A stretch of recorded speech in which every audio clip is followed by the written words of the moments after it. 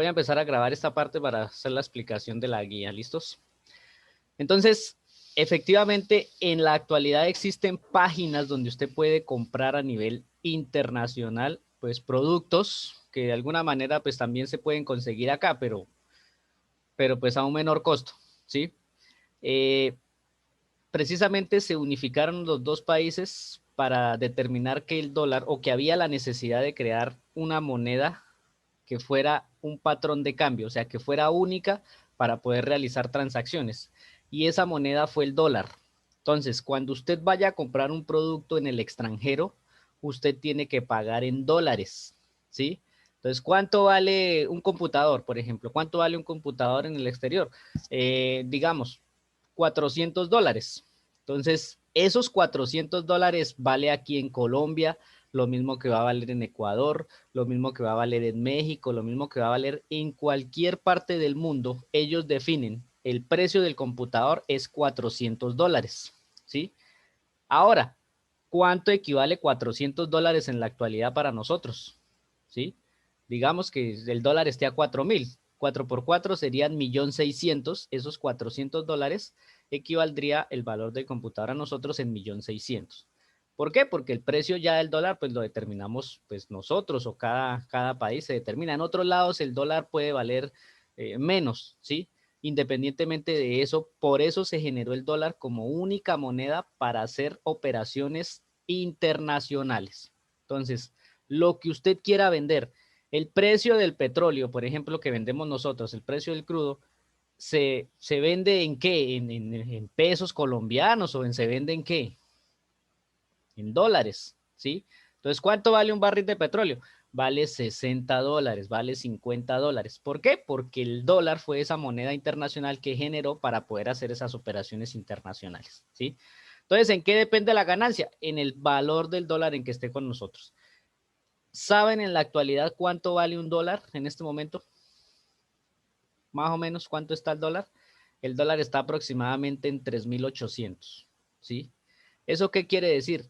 Que nuestra moneda está 3.800 devaluada con la moneda internacional que es la que se maneja. Si nosotros exportamos, es decir, sacamos del país, estaríamos recibiendo beneficios, ¿sí? Porque el dólar en nuestra moneda pues está costoso, entonces estamos recibiendo unos beneficios. Pero si nosotros importamos, o sea, traemos de otro país, estamos trayendo más costoso para acá, ¿sí? Por eso es que de alguna manera se muestra más costoso lo que es todos los productos que tenemos hoy en día, también por esa subida del dólar, pues está muy costoso. Entonces, este dólar se generó después de la Segunda Guerra Mundial y fue el que quedó y es el que está consolidado en el momento como la moneda internacional para poder hacer operaciones. Entonces se crean también estos dos, el Fondo Monetario Internacional para prestar dinero, para brindar apoyo, pues digamos que el término es brindar apoyo, ¿sí? Fomentar la cooperación y bueno, cosas bonitas que se exponen ahí. Pero en la vida real, estas dos instituciones ponen ciertas condiciones a los países y son condiciones que le toca al país seguirla y para que no se vea más endeudado, ¿sí? Entonces, pues en alguna manera, pues no son tan buenas, ¿sí? Entonces, por ejemplo, mire, reconstrucción y fomento, entonces hace préstamos sin interés a países, pues que de alguna manera no tienen dinero, pero pues es muy raro el país, digamos que es muy raro al país que le presten sin que le cobren un interés. Corporación Financiera Internacional que promueve el crecimiento de los países, prestando el apoyo al sector privado. Centro Internacional de Arreglo de Diferencias Relativas contribuye a promover las inversiones internacionales. Entonces, todas estas instituciones creadas, ¿sí? Buscan siempre generar un mayor desarrollo económico en los países. Entonces, de alguna manera, para que miremos esta partecita acá. Como les dije, el dólar empezó a consolidarse como esa moneda internacional debido a la necesidad de crear un solo patrón de cambio para eso. ¿Listo? Con relación a la deuda externa ¿qué es? Espérenme un segundito.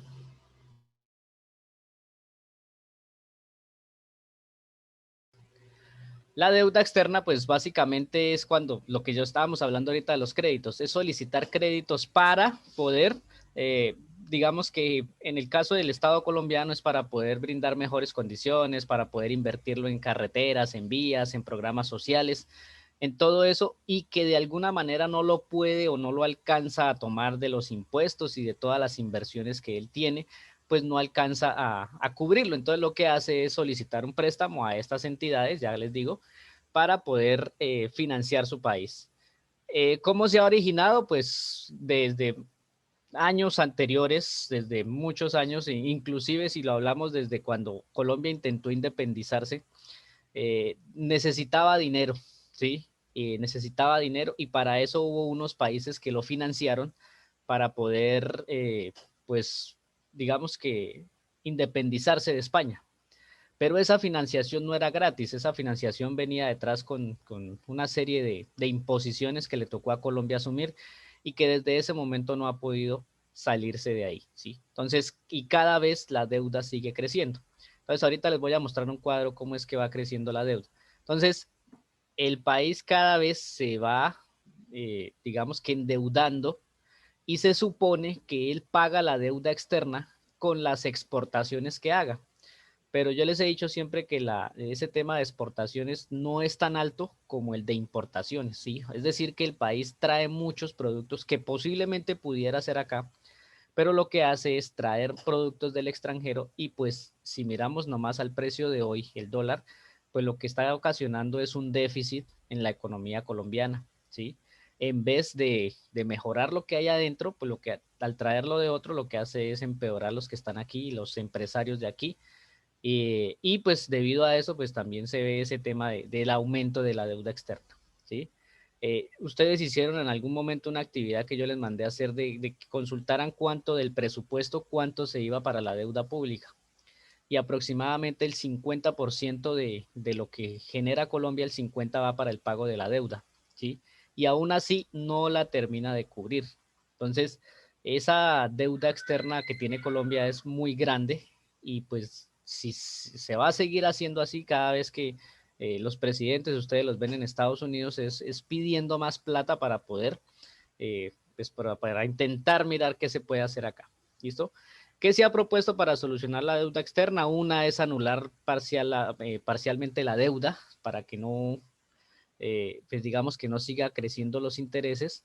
Y pues algunos países como los africanos son los que tienen ese, digamos que ese privilegio, que son los, digamos que son los considerados más pobres, que ya definitivamente no tienen cómo pagar esa deuda y de alguna manera el Banco Mundial y el Fondo Monetario Internacional les anulan parcialmente una parte de la deuda, digamos que la olvidan o la eliminan para cobrar solo otra parte que ellos puedan pagar, ¿sí?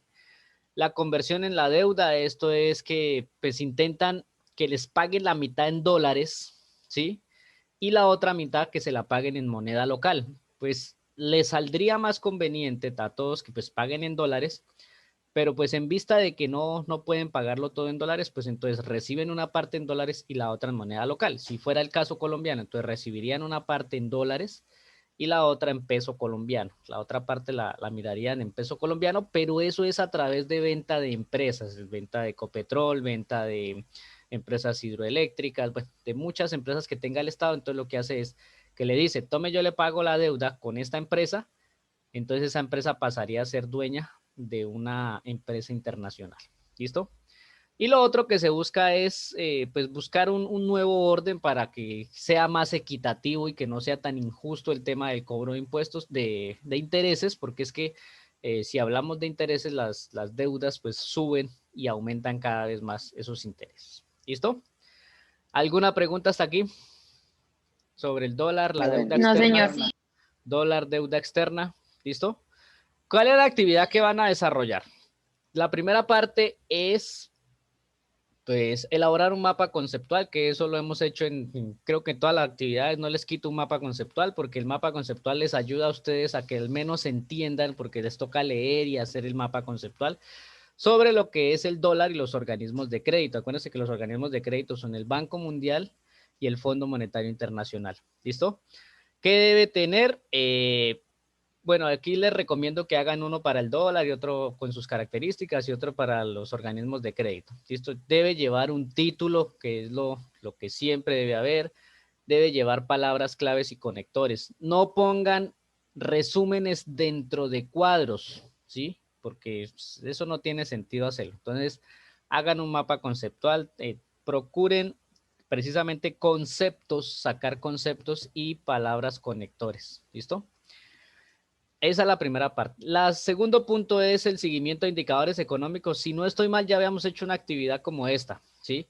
Usted va a consultar durante 5 días hábiles el precio del dólar, solo del dólar. Aquí solo les voy a colocar el dólar, ¿sí?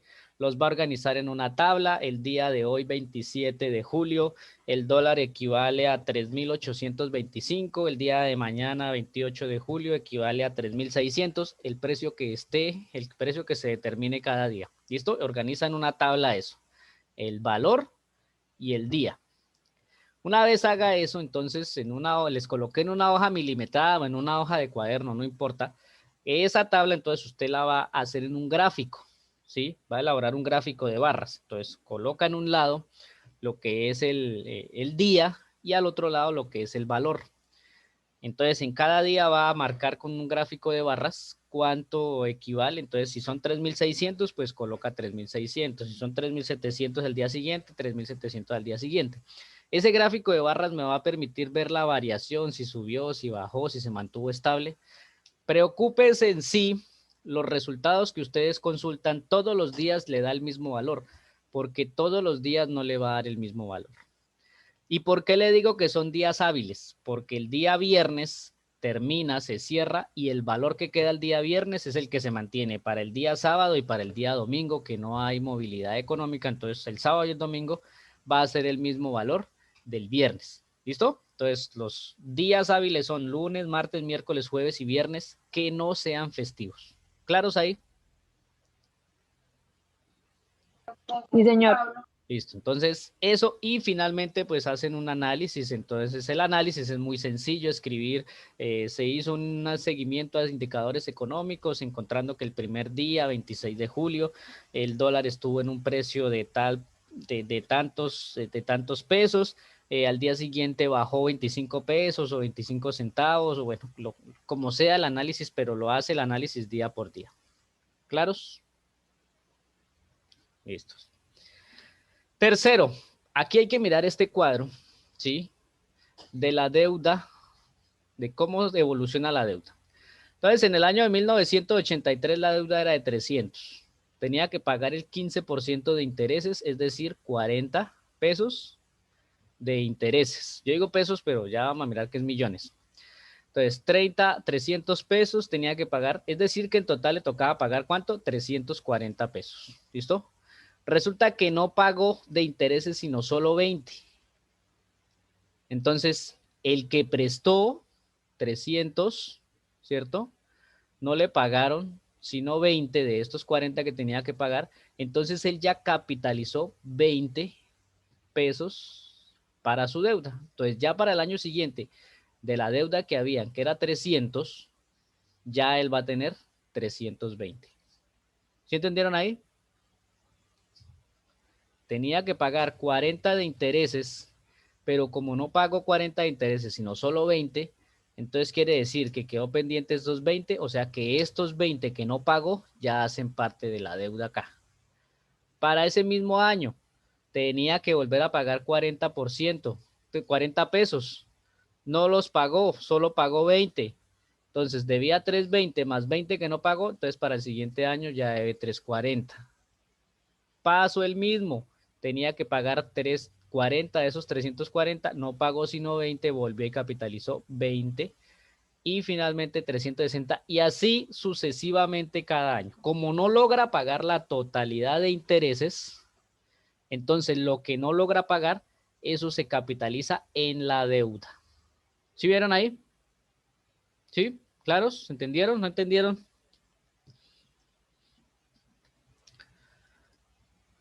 Y a partir de ahí, entonces a partir de esta información, de esta tabla, vamos a desarrollar estas actividades. Entonces el anterior cuadro explica cómo se mantiene la deuda.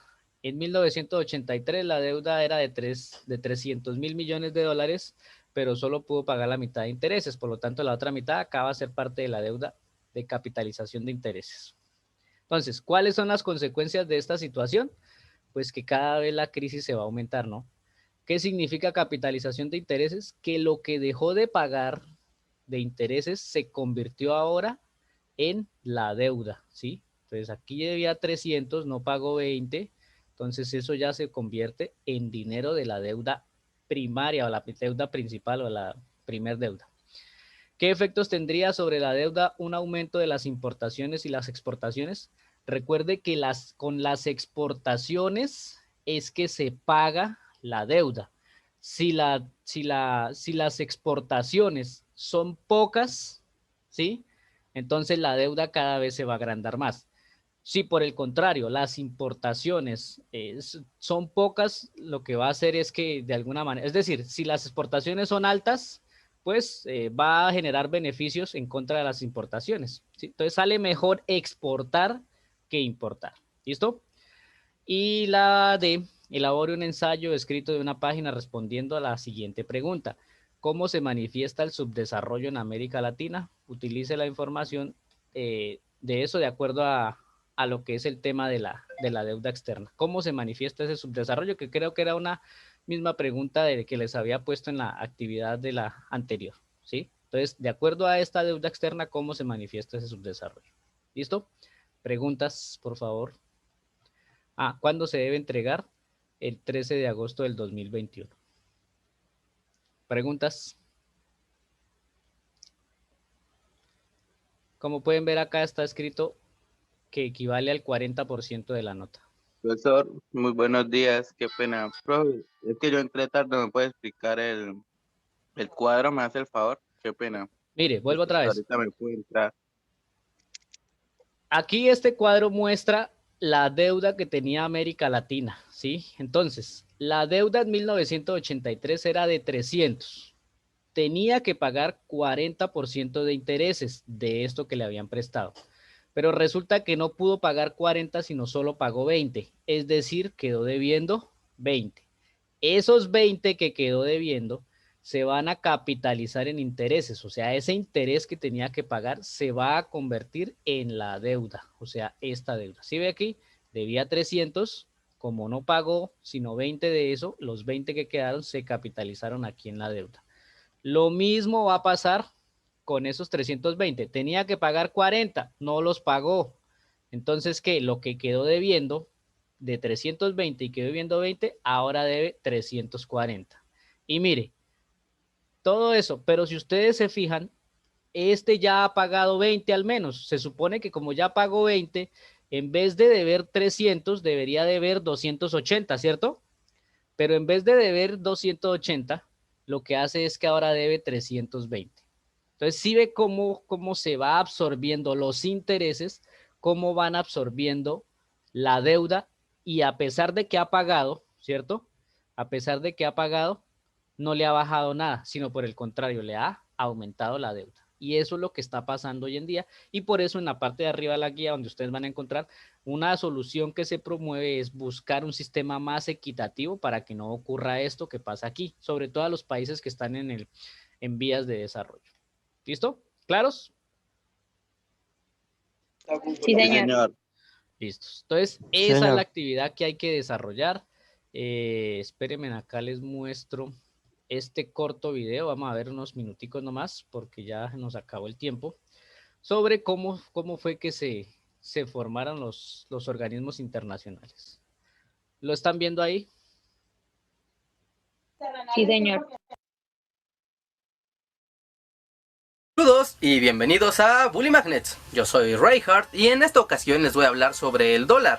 No tanto sobre su creación, sino más bien sobre un momento peculiar cuando esta moneda se volvió la más poderosa del mundo gracias a un pacto entre naciones conocida como el Acuerdo de Bretton Woods. Nuestra historia comienza al final de la Segunda Guerra Mundial. Es 1944 y se ha convocado a una reunión para las fuerzas aliadas en el Hotel Mount Washington en Bretton Woods, Estados Unidos. El llamado es para atender la conferencia monetaria y financiera de las Naciones Unidas con el objetivo de regular el nuevo orden financiero al terminar la Segunda Guerra Mundial. Sí, suena súper denso y de hecho lo es. Así que de aquí en adelante les voy a platicar de cosas muy concretas para no enredarnos. Y es que estamos hablando de un acuerdo de más de 44 países, con cientos de representantes y un montón de acuerdos diplomáticos que hicieron que al final el dólar se convirtiera por consenso en la moneda de referencia internacional. Así que comencemos. Uno de los objetivos de la conferencia de Bretton Woods era crear una regulación e instituciones mundiales como el Fondo Monetario Internacional y la Organización Mundial de Comercio, pues parte de los motivos para el inicio de la Primera y Segunda Guerra Mundial había sido en parte gracias a las guerras comerciales y el proteccionismo de los mercados nacionales. Luego de la guerra, el plan sería crear un mercado internacional libre liderado por los Estados Unidos. La moneda de referencia mundial sería el dólar, dado que el franco y la libra esterlina habían perdido su valor por la guerra. En ese momento, los rusos se retiraron de la mesa de negociación, y años más tarde los chinos harían lo mismo. Todas las demás naciones se alinearon a los Estados Unidos, quien era el país que tenía mayores reservas de oro. Incluso Inglaterra se unió al acuerdo, aunque no estaba del todo conforme, pues los ingleses consideraban que era injusto que un país emitiera la moneda de referencia mundial en vez de un organismo independiente a las naciones. El afamado economista Maynard Keynes era el representante británico. Él proponía la creación de una moneda que no estuviera vinculada directamente a ninguna nación, a la que llamó Bancor. Con esto, todos los países miembros tendrían neutralidad en su uso, y no como con el dólar, que solo podía ser emitido por los Estados Unidos, y esto obviamente se prestaba a abusos por parte de esa nación. Finalmente, los representantes estadounidenses aplastaron esa propuesta, pero bien valdría la pena platicar en otro momento sobre el Bancor y las posibilidades que hubiera tenido el mundo de haberse concretado ese plan. Pero esos americanos se arrepentirán de no haberme hecho caso. Sus hijos y los hijos de sus hijos vivirán horrores gracias a su arrogante impertinencia. Keynes terminó muy molesto por la prepotencia de los norteamericanos y lanzó amenazas sobre el gran error que estaban cometiendo. Pasaron algunos años, Keynes falleció y él nunca pudo ver el desarrollo de este plan. Pero bueno, al final algo era cierto, y era que los estadounidenses tenían la economía más sana y la reserva de oro más grande de todo el planeta en ese momento, y era por eso que ellos podían poner las reglas del nuevo orden económico mundial. Como resultado de la conferencia de Bretton Woods, se estableció el sistema de cambio fijo. Esto quiere decir que los bancos estadounidenses se comprometían a intercambiar una onza de oro por el precio de $35. Además, que los Estados Unidos se comprometían a la inversión, préstamos y apoyos financieros como el Plan Marshall para la reconstrucción de Europa y la contención del comunismo una vez terminada la guerra. En los siguientes años, este plan hizo que las economías estuvieran respaldadas por su reserva de oro y el valor de este metal en dólares. En cosa de una década, el mundo se dolarizó. Y esto hizo que por primera vez en la historia, una sola moneda fuera reconocible, utilizada y con un valor unificado en prácticamente todo el planeta. Y esto causó que se imprimieran cientos de miles de millones de dólares que circulaban por todas partes. Este proceso generó una riqueza increíble en los Estados Unidos que comenzó a levantar dudas en plena Guerra Fría. Al mismo tiempo, durante la Guerra de Vietnam a finales de los años 50, las cuentas del gobierno de Estados Unidos mostraban que gastaban mucho más dinero del que ganaba el país, y esto levantó dudas sobre la fortaleza del valor del dólar. Y es que todos los países tenían que pagar sus deudas en dólares, vendiendo productos, servicios, recursos naturales, oro o plata, lo cual era una verdadera complicación, mientras que los Estados Unidos tan solo tenían que imprimir dinero para pagar sus deudas o irlo gastando por el mundo. Esto era así hasta que el presidente francés Charles de Gaulle hizo un movimiento que cambiaría todo. Seguro tienen el oro suficiente para imprimir tanto dinero, ¿verdad? Bueno, aquí están los millones de dólares que hemos juntado en Francia. Ahora, por favor, traigan mi oro. Y en efecto, para 1965, Francia inició una política dedicada a cambiar todos sus dólares por bloques de oro y llevarlos de vuelta a Francia. Esto creó una reacción en cadena y más países comenzaron a pedir su oro de la reserva de Estados Unidos. La desconfianza comenzó a crecer y esto hizo que los estadounidenses se ofendieran, pues para ellos el dólar era una manera de dar solvencia económica al mundo. Pero ese servicio tenía un truco, pues los estadounidenses no solo controlaban la emisión de dólares, también tenían el ejército más grande del planeta y lo usaban para contener a la Unión Soviética del territorio aliado europeo. De modo que era común el chantaje hacia los aliados europeos para que el dólar fuera la moneda más fuerte a cambio de no retirar su ejército de posiciones estratégicas. Finalmente, la constante salida de oro de la Reserva de Estados Unidos hizo que el 15 de agosto de 1971 el presidente Richard Nixon firmara un decreto donde se desvinculaba el valor del oro del dólar. A partir de entonces se acababa el valor fijo de la divisa y también con ello se esfumaban los acuerdos de Bretton Woods. A partir del siguiente día, el valor del dólar estaría estipulado por la oferta, la demanda y las regulaciones del gobierno estadounidense, así como de la banca.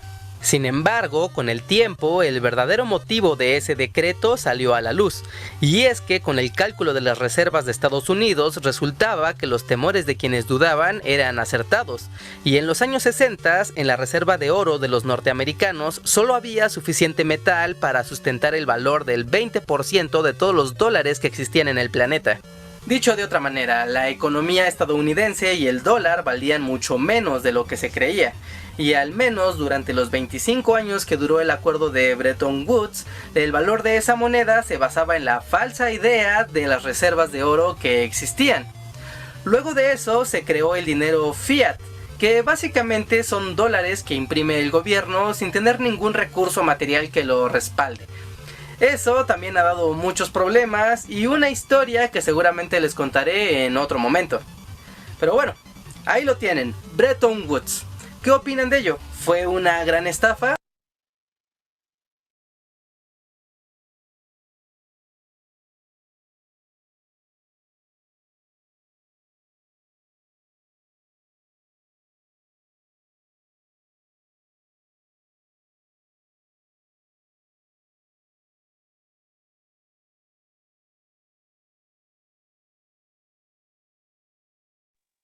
Profesor, no se le escucha.